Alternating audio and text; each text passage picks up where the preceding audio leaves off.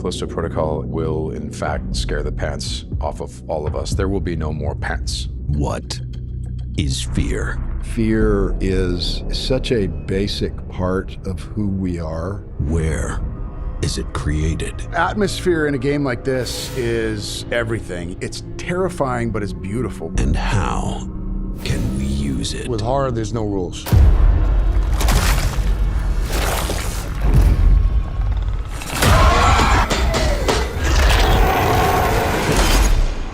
Glen Schofield and the developers of the Callisto Protocol invite you to join them and some very special icons of horror. I think it goes back to the earliest times around a campfire. The perfect horror experience is something that scares the piss out of me. Think of it as a roller coaster. I want it to make me feel things. I want it to startle me. They're all magic tricks. That's what we're doing in the movies. As they discuss crafting the perfect horror experience. The 5 tenets of horror for the Callisto Protocol are brutality, atmosphere, tension, helplessness, and humanity.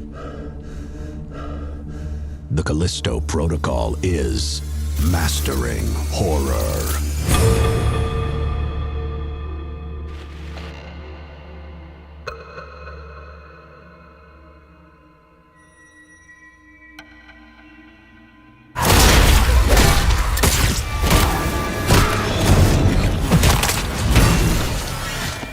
Brutality is part of that, that shock value.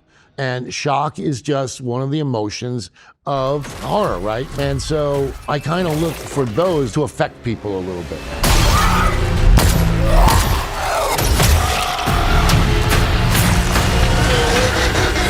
what we wanted the project to be was really about looking at films and games and kind of thinking about how we wanted our project to sit within those. You know, we watch these movies and it does give you a feeling. It was a lot of fun because there was a lot of research. When you sit down on the couch or go to the movie theater to watch a movie, you're experiencing someone else's story, and you can feel things by experiencing that story, and it can be very moving, but there's always going to be a distance between you and that character. One of the things that video games does that I think heightens things for storytelling purposes is it puts you in the center of that story. So you are the one performing tasks. You are the one succeeding when the character succeeds. I think the growth in that is exponential. I mean, I think it's going to be massive, even from where it is now. Whoever the next George Lucas is, he, she, they, at 13 years old, they have a controller in their hands. It's an experience that is unrivaled in other forms of entertainment.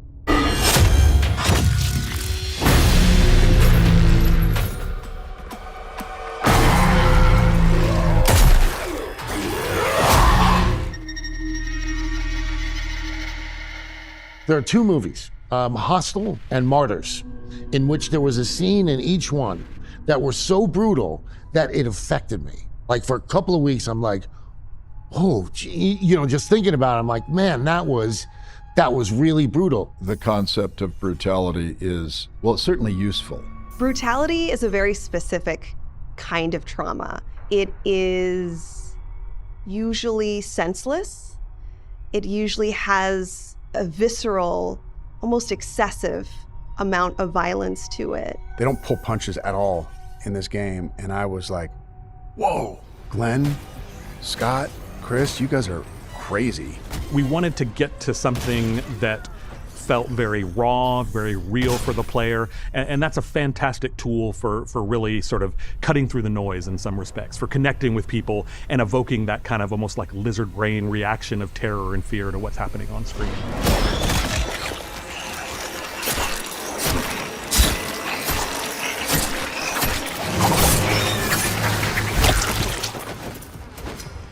You know, conflict is drama.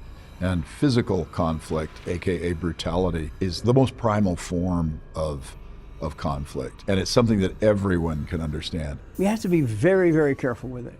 You know, you see somebody come along and chop somebody else's head off, like Tom Savini did in Friday the 13th. Well, that had never been done before. It became like a magic trick. You say, how did they do that? But it's gone. And then you go forward.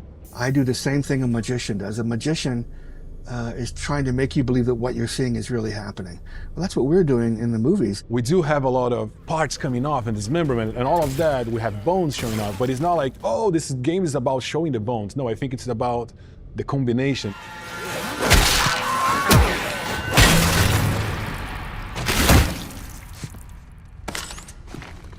This is really about survivorship. I've got a bone up. I actually have to match that level of violence. I have to become offensive. It also so crosses a line from civilized behavior that it lets you know that in this story, this is the world we are in now. You know, you really have to put your characters through the ringer in horror. If you have a guy trying to get from point A to point B, you know, that's a story. You can have conflicts happen along the way. If he's got a broken leg and his bones hanging out, the story's about 10 times more interesting, to me at least. I'm just trying to give you a chance at rebirth.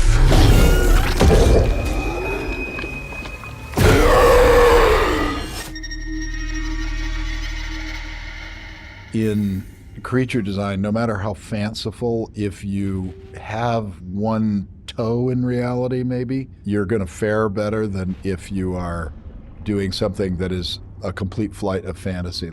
You know, Biophage didn't just happen. It took a lot of like nuances and drawings and sketches and 3D pieces and stuff like that. And then I realized, personally, the thing that scares me the most is a deranged human. When you make a character that is 2 arms, 2 legs, a head, 2 eyes, you're building familiarity into it. Does that make it more or less scary? There is something a lot more terrifying about being able to look at a creature, seeing that there's a human, relatable side, right? That could be me.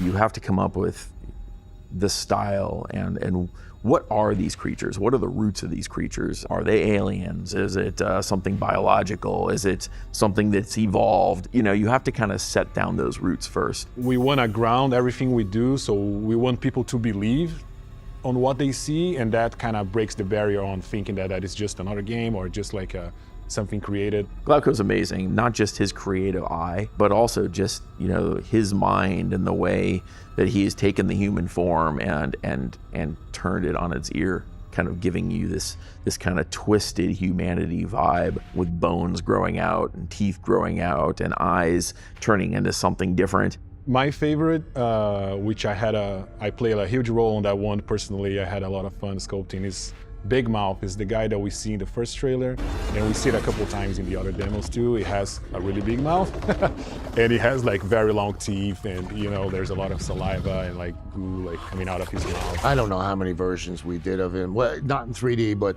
we probably have about 50 different designs of him. Yeah, that one is my favorite, maybe for bias reasons, but.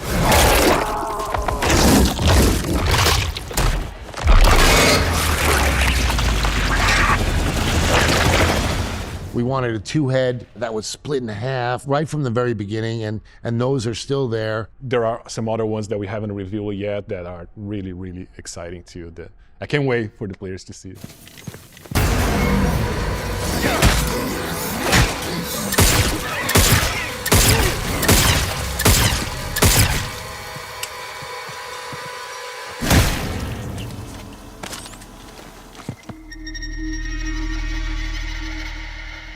Our combat experience is really getting close to these creatures, and we show full detail. We don't hold anything back. A lot of it was picking melee as the 50% of our gameplay. You are very close to enemies. You're always within reach of them, and so you're in danger. That also is a way to show the brutality right in front center stage. So as we're doing these melee hits, you're seeing that reaction. Our camera's close up to the enemy, to you. So you see the arm pop off, you see the blood.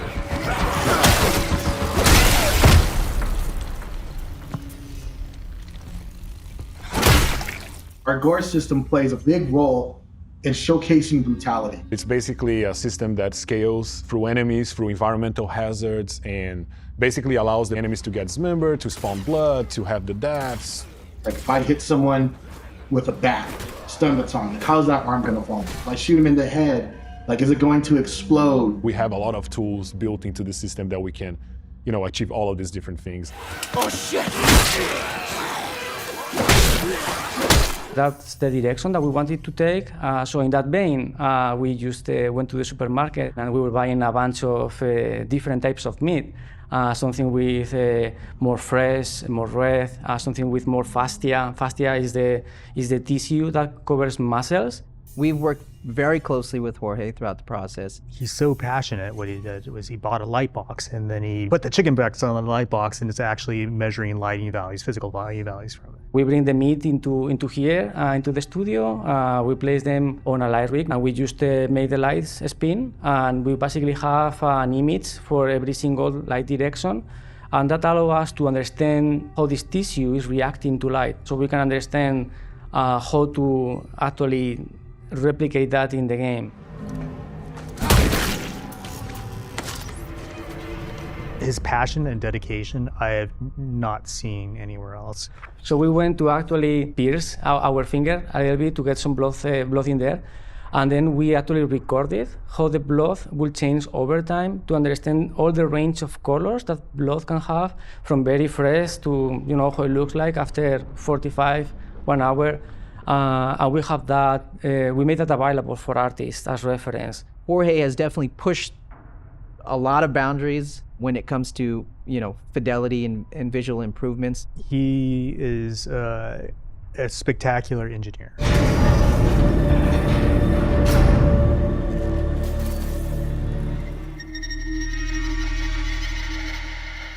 The dodge system is very important to our game because it really separates us from a lot of other games in the horror genre. What that is if you hold left on the left stick while an enemy's attacking, you will dodge their attack. And if they come back again and hit you again, you have to hit right. If you don't have the rhythm right, then you will get hit. The other thing it allows us is our AI is relentless. They will not stop coming for you. So if you shot them in the legs, you blew off both their legs, well, that doesn't mean they're dead. Now they're crawling at you. And if they're crawling coming at you, if you can't shoot them, well, hit them on top of the head. Boom! So we are building this world like full of fear, full of horror, and then when you fight an enemy, you get a satisfaction of like ripping off the enemy's head. It's just really trying to enhance that they are very brutal with you. You can be brutal with them, but they will be brutal back. It shows consequence, right? You don't only see the threat, you can really understand what's gonna happen if that's gonna be reaching to you and it's gonna be defeating you. And that's where we have a lot of fun because we want the player to feel like, oh man, like did I just die like that? Like, oh, this is horrible, and like this is so disgusting. We've got some real cool death scenes for Jacob, really special.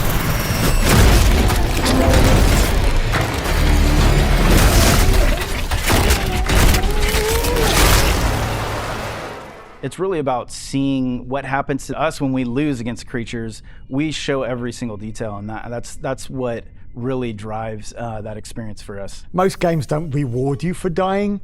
They just give you a nice "you are dead" and then take you back. Now we want to even reward you for dying. We think that's fun to do. It's a little bit of light relief in a failure moment, and we think they're very kind of collectible from the player point of view as well. I'm looking forward to the YouTube video supercut of all of our deaths, because I'm looking forward to that, because I don't think I've seen them all back to back, and just looking forward to that video.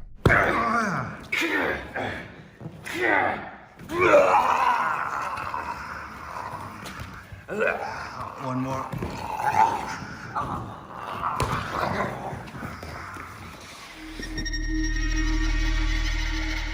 We want to be scared shitless without suffering the negative consequences of it in reality. Our mind wants to understand the world in a greater sense without putting our bodies in danger. We handle it better when we can find significance. We can find meaning in it. And good storytelling will help us find that purpose in really straightforward ways. Characters striving to succeed against all odds. I mean, that's really the secret sauce of storytelling, and horror does that, I think, better than almost any genre, and brutality is a huge element to that.